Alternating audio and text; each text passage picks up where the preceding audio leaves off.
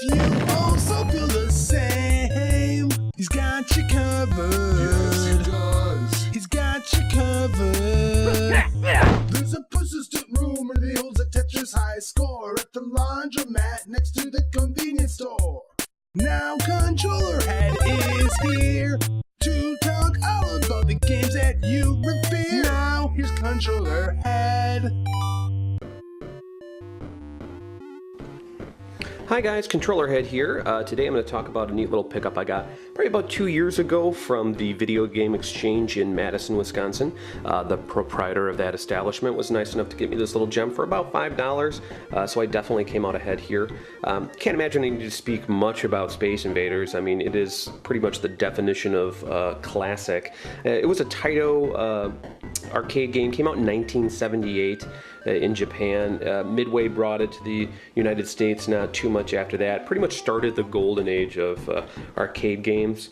My first experience with Space Invaders was probably on the Atari 2600. I don't think I actually ended up playing the arcade game till much later. But today I'm actually talking about a version of Space Invaders that was actually a pretty early handheld.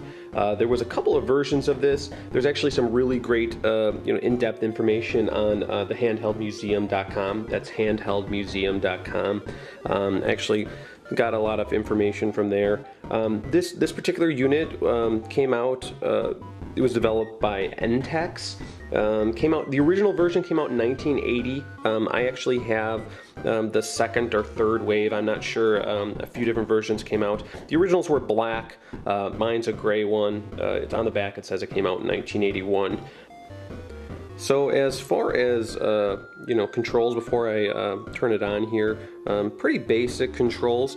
We have the left and right buttons to move your ship. I'm not really going to go in depth about how to play Space Invaders. I mean, I think anybody who's going to watch this video understands the basic concept of Space Invaders. You're basically a ship trying to protect the Earth from Space Invaders. So you move left and right with these controls right here. There is a fire button. Some of the little details that I really like about this, you flip it on right here. There is sound for it.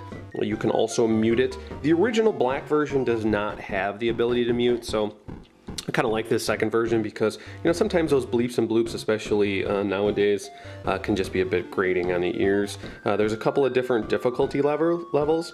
Down there's the amateur and up there's the pro. Pretty much the defining difference is when you put it on pro, the Space Invaders just go much quicker. So it does take 6 AA batteries, which I have not put in here.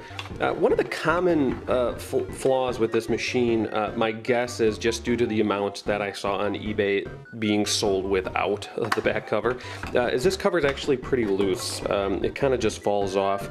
When I bought it, the guy, that was one of the things, right? He didn't want to really sell it for too much because he basically, if you're trying to actually hold it in your hands, the game can kind of turn on and off. The batteries can just fall out. So if you had mine, I mean, sometimes I've taped it shut. I'll tape the batteries in. Otherwise, I'll just set it on the tabletop and play it that way. On the back here, there are some basic instructions for the game. Kind of explains the pro versus the amateur, how to turn it on, turn it off. Tells you the basic, rundown of exactly what's happening in Space Invaders and how to play it. Nothing too exciting. As you can see, 1981 NTEX here. There's also a place for a AC adapter. I actually don't have much information on this. My guess is it's probably a 9-volt. It's pretty common on these older handhelds to have a place to plug it in, because 6 AA batteries is quite a bit, and it's actually not very efficient with them. So unfortunately, I do not have that. So let's just plug in some batteries and I'll show you a little bit of gameplay. All right, let's flip it on here and see if we can't get this bad boy going.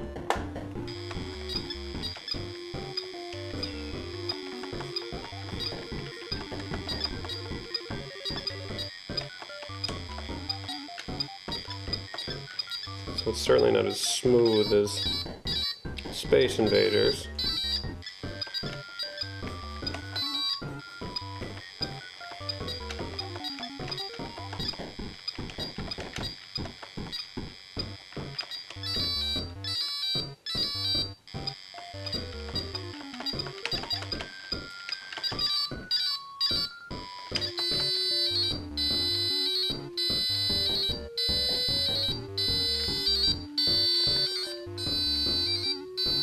wonderful thing about this game is when you win or lose, it just incessantly beeps at you and until you want to throw the game across the room.